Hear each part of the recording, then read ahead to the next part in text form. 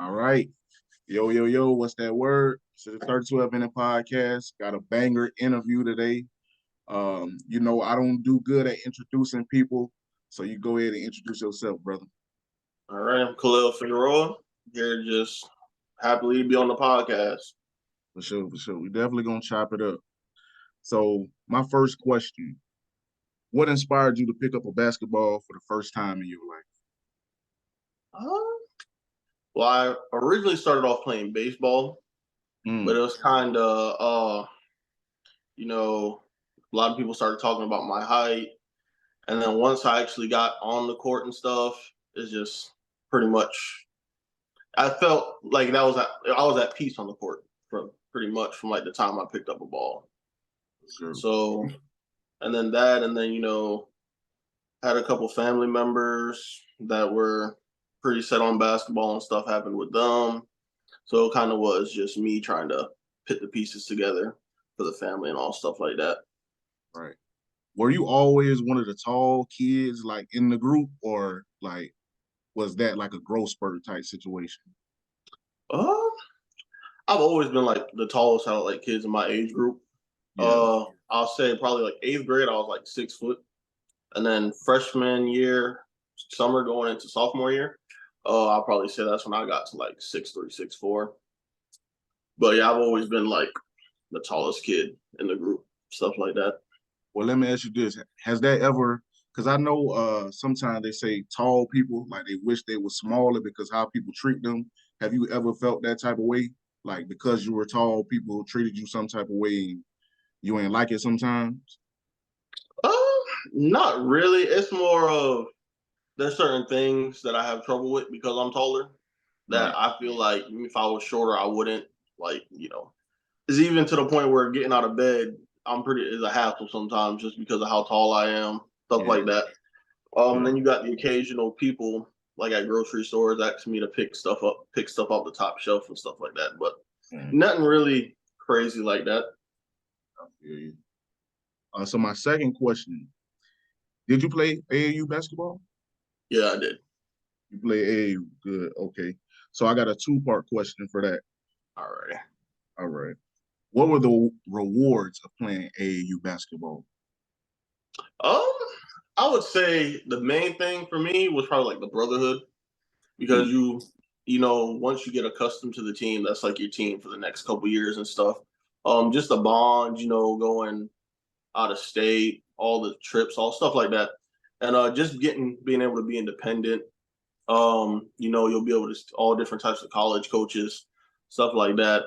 You really get to like experience kind of what you would be doing at like the college level, stuff like that. Um, but yeah, as far as that, like I said, college coaches, and just you pretty much being able to play the game you love and do it around people that are love the game just as much as you.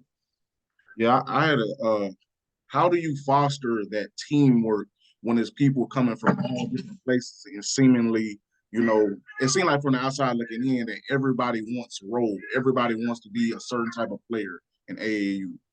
Yeah. So a lot of AAU teams, the people joining the AAU team, their high school teams are like the top dogs, stuff like that. Like me coming from the high school I was at, I was pretty much the team captain.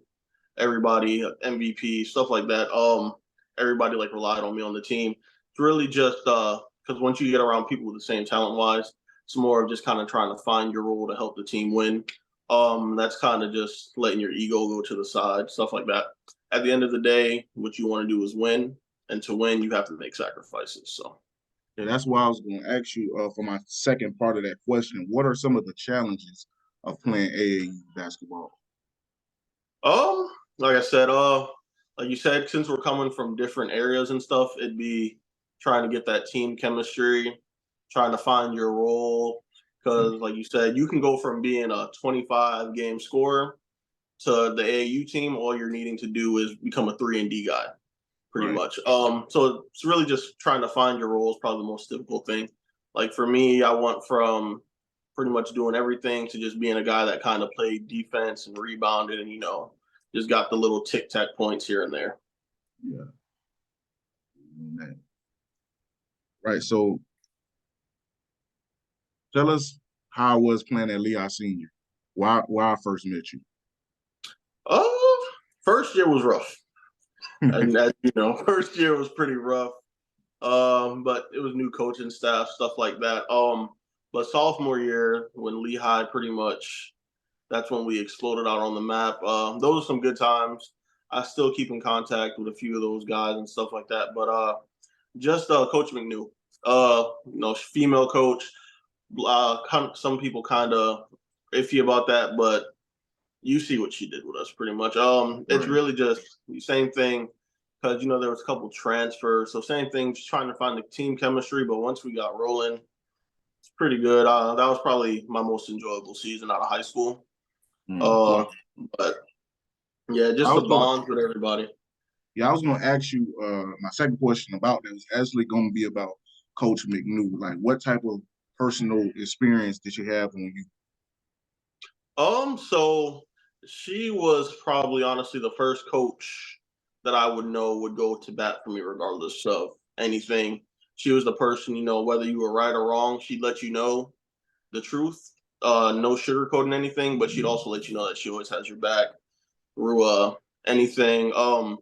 She was somebody that you could really rely on, whether it be you needed a ride after the game, a ride to the game, practices, always making sure we were good. Like she's doing stuff she didn't have to do, so as far as coming out of pocket for money to like fill up team room, stuff like that. So she was really like a blessing as a coach for all of us, and I'm pretty sure anybody who was coached by her would pretty much say the same thing.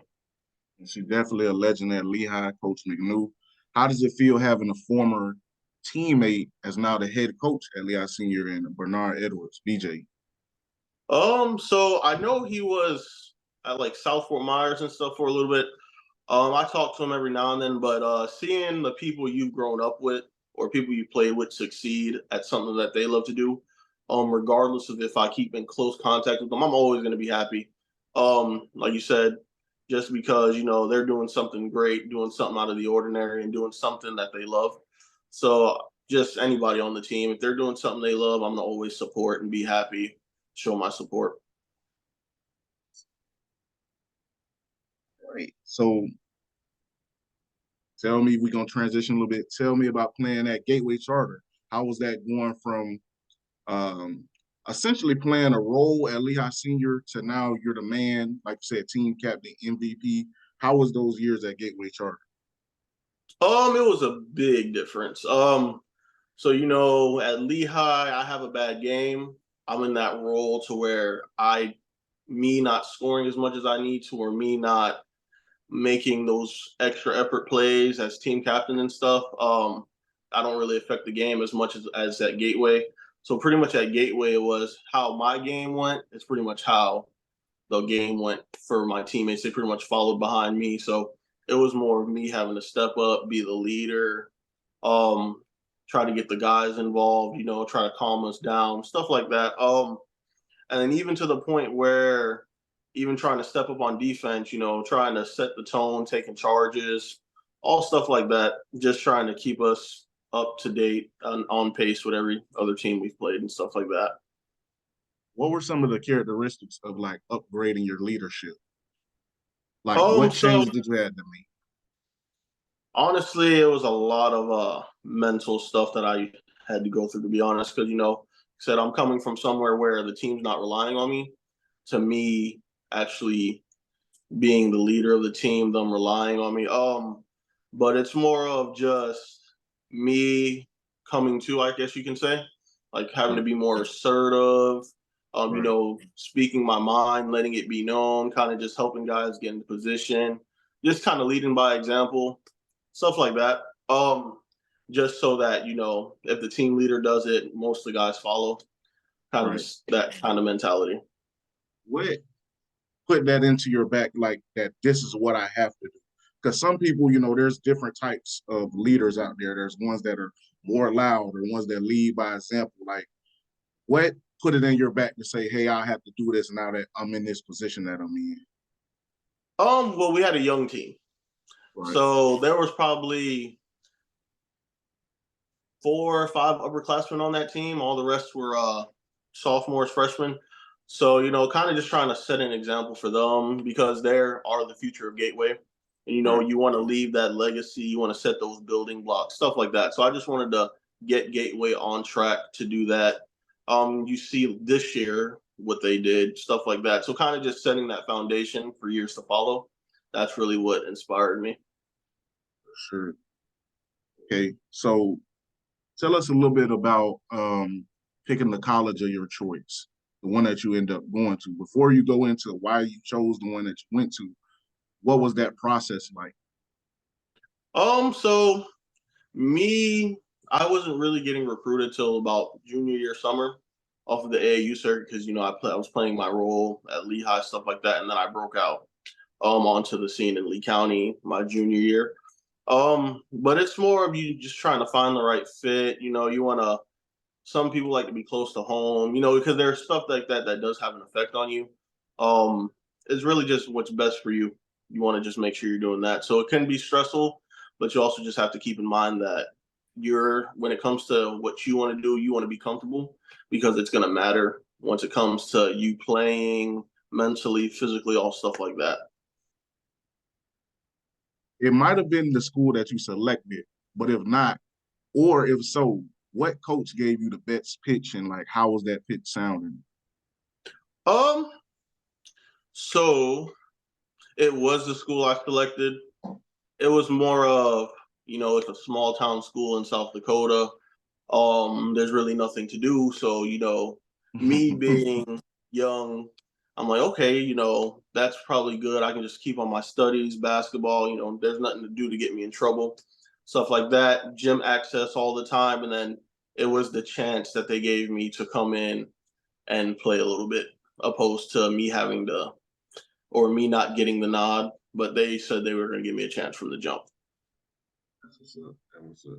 So, okay, with all that, can you tell the viewers what school you picked and a little bit? Well, you just gave a little bit about that journey. So, what school did you end up picking? Presentation College in South Dakota, Aberdeen, South Dakota. How did you initially feel that that first probably couple months being far away from home from Florida? Um, I was iffy about it. Like I liked it at times I didn't, because you go from being around your family all the time for 18 years of your life, then to just all of a sudden you're on your own. But I also like the independent aspect, like I said, you're getting guys from all around the world that you're going to be teaming up with. So, it's building that bond with them. You have team bond and stuff. Um, but for the most part, the experience in South Dakota was good. It was pretty much what I expected. I understand. So, all right, we're gonna bounce back to high school real quick. Give me your personal favorite performance you had in high school. All right. So it was around the time we were doing Players of the Week, and they were going around like high schools in the area giving like the plaques for Player of the Week. We played Lemon Bay. We didn't win the game, but that was the game my senior year that kind of put me. If I wasn't already one of the most known people, kind of put me up there. One of the most known people. Um, it was my first triple double, and then after that, that kind of set the tempo for us. I picked up a couple more triple doubles after that.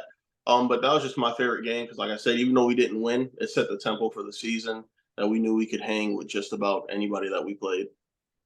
I see you about the team. I hear that in your with the words that you saying. Yeah, anything for the team to win. That's all I've ever really been about.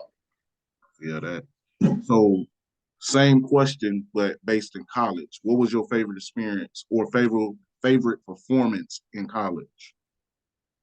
So I'd have to say my very first game that I actually got playtime in.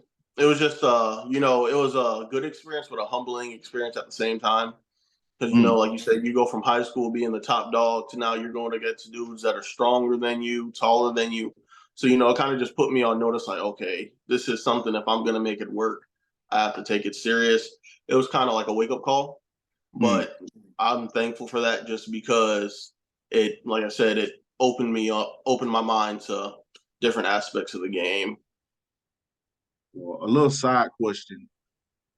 when they talk about speed of the game, right? Is that I know it's a real thing because I'm in sports, but is that for people that don't know about it, can you talk a little bit about that, like the difference between playing high school and college basketball as far as the speed of the game? Yes. So like I said, once you get to college, any team you play, anybody you play, they're on the team for a reason. So obviously, that means they're doing the things right that they need to get to college. This just like I was doing the things right. So it's kind of, head to head. But it's just more of from high school to college, it really is a big difference just because, like I said, you can go from being that guy to just filling your role back, but also just as far as people can be, you'll see the quickness of the game change. And you'll be able to see like teams go different tempos, just stuff like that. How did you balance academics and like preparing to play ball in college? So at first it was kind of hard because you have the weights in the morning, then you got the practice, sometimes 2 practices a day, then you have to go with your classes in between, the homework and all that stuff. Right. The coaches up there were very understanding. Like they even did study halls and stuff like that. But if you had to miss like a practice every now and then just to get stuff done, they were always academics first. Right. Just because I felt like they knew life outside of basketball, they're just trying to prepare us for the real world as well as the basketball world. But once I realized how the coaches were and that they were lenient with certain things, balancing it wasn't too hard. It was more of trying to just set the times up, and so I have enough time to do certain things. What did you major in? Why did you pick it? Exercise science.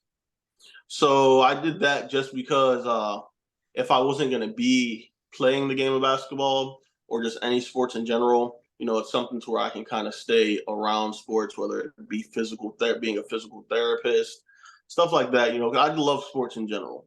Right. So that's always something that I wanted to do, regardless of if I made it big in basketball or any sport. I just always wanted to be around sports.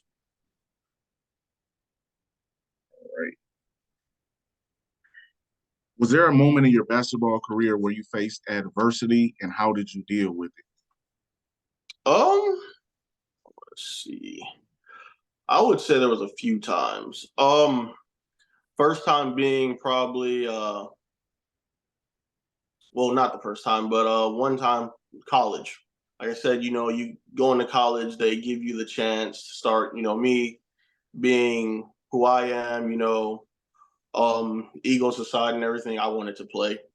But there was a point in my college career where I was just, getting the garbage time, you can say, the garbage minutes. It's just you just kind of have to think you got to work through it. It's what's best for the team at the end of the day. If anything, stuff like that makes you go harder because you know what you can do on the court. You want to show it. So it's more of just keep going, keep working hard till you get your chance. And once you get your chance, just make the best of it. All right. I think that's a similar storyline to what people were talking about with Lonnie Walker this year, how for the Lakers, how he wasn't getting a chance to play, but he knew his ability. So he would take like things like practice as his games and things of that nature and put in the work. So when he came into games, he was able to perform up to the level. It wouldn't be that much of a drop off. So I respect that a lot. That's what's up. Yeah, no, just always keep pushing. You're going to do something. I was always raised and taught to do it to your fullest ability. No matter what the results, if you have love for it, just keep it going. It'll pay off eventually.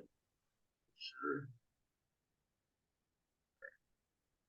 I like this question. So people who didn't play high school basketball, college basketball, and they just go out to the YMCA and Planet Fitness and hoop, why can't they, well, how I'm gonna phrase this? What's the difference between playing street ball and playing organized ball, and why can't an average person make it? So it's a lot of the tic tac stuff, like the hand checks, stuff like that. Most of the people, when you're playing street ball, street ball, I think, relies on like egos and stuff. Mm. Or like, if you're known in street ball, you're gonna try to do a little bit extra, opposed to as, organized basketball, it's more of a team game. I feel like street ball is what you try to do to showcase like your one-on-one ability, scoring ability, stuff like that. Nobody really takes defense serious. Accustomed to as you don't take defense serious. Organized basketball, you're not going to be playing anywhere. But the pace, I can say, is a little bit different as well. Street ball pace, it's faster, but it's just because it's more out of control, I think.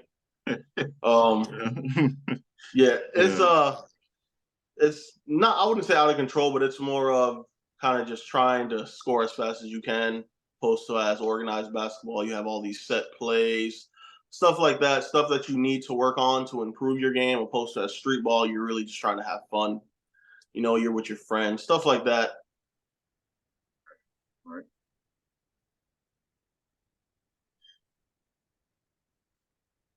What was the strongest lesson that you think basketball taught you that you've carried on throughout your life? So as far just the whole adversity thing, just keep pushing through whatever. There's always light at the end of the tunnel, I like to say. Just pretty much that, just keep it pushing. I feel that. So I got two more questions for you. In no particular order, give me your top 10 hoopers of all time. Like NBA? NBA. All right. No particular order. Michael Jordan's up there. You got Kobe Bryant. You got LeBron. I'm pretty Curry done worked his way up there for me, I would say. Who else we have? Can't forget Tim Duncan. Shaq, Kareem, Magic Johnson, Larry Bird, and then the 10th one. Let's see who we can go with here. I'm gonna do a little crazy. Oscar Robertson, I would say. I like Oscar Robertson's game. For sure. Underrated, definitely. Yeah. Waiting for Wilt Chamberlain. But I feel you. So who would you say that you like modeled your game after when you were young? If you had anybody. You gonna laugh, but probably Anthony Davis. AD, okay. Yeah. Why AD? Just him being able to kind of handle the ball a little bit, him having that post game, he'll be able to stretch the floor shooting wise. And then just defensively, that's what really had caught my attention, how he just was being that defensive anchor, protecting the rim, grabbing rebounds, all stuff like that. I always wanted to be that guy that my teammates could rely on when it came to defense and just being that anchor. All right, so I guess I got two more questions. Who you got winning? Well, let me ask you this question first. Who is the GOAT? I said no order, but who is the GOAT? Well, there's only two answers for this, I think. And I'm going to have to say LeBron, if I'm being honest. Just because I feel like when it comes to I feel like MJ was a better scorer than LeBron. But when it comes to the all-around aspect of the game, LeBron is pretty much better all around. But MJ was a better scorer, I have to say, at least in my opinion. Regardless I'm of not being scoring. argumentative. People say I could be a lawyer, but I just have a question. If somebody is a better scorer, right? How can somebody else have more points than them, have an overall bigger bag than them? Mm-hmm. And by what metric made MJ a better scorer? I would say personally me, because didn't he retired for a couple of years as well. Not saying that could have made a big difference. But also just how rough and how physical they were in MJ's era. I feel like it was a lot harder to score back then. So that's kind of why I give MJ the nod. It's a slight nod, but I just have to give it to MJ. I respect everybody's opinion. Yeah, LeBron definitely the GOAT. So who you got winning the championship this year? Man, I think Jokic's the best player in the league right now. And as long as the Nuggets stay healthy, I don't see any reason why they can't repeat. I think losing Bruce Brown was a big piece, but Yeah, we're gonna see how it go. We're gonna see how it go. yeah, Would they you? go as Jokic goes, so we'll see. Yeah, man, I still like Giannis is the best player, but okay. So your kids, are you planning to allow them to be involved in basketball? Oh yeah, for sure. I would like them to be involved in basketball, but it's more of me letting them kind of create their own path, do what they want to do. But I'm always gonna bring up basketball, see, just stuff like that. But yeah, hopefully one of them. Sure. So my last question. I'm thinking about putting my son in basketball. He just reached 10 years old. I know, if they're really trying to do something, he probably should have started probably about 2 or 3 years ago. Hmm. But how do you think, for me and people who are having that same thought process, how should we go about it in the beginning? Like, what should we do? Where should we push him and things like that? So if you want him to be serious about it, Mm-hmm. I feel like it doesn't really, regardless of what age you start stuff like that. If you want them to be serious about it, kind of getting them on that schedule, getting them the training and all that stuff, because you want your kid to be able to become the best at what they do. You have to take it seriously as a parent as well. Right. So it's kind of just giving them all the tools they need to succeed in what they want to do. If it's basketball, just getting them all the stuff that they need. For sure.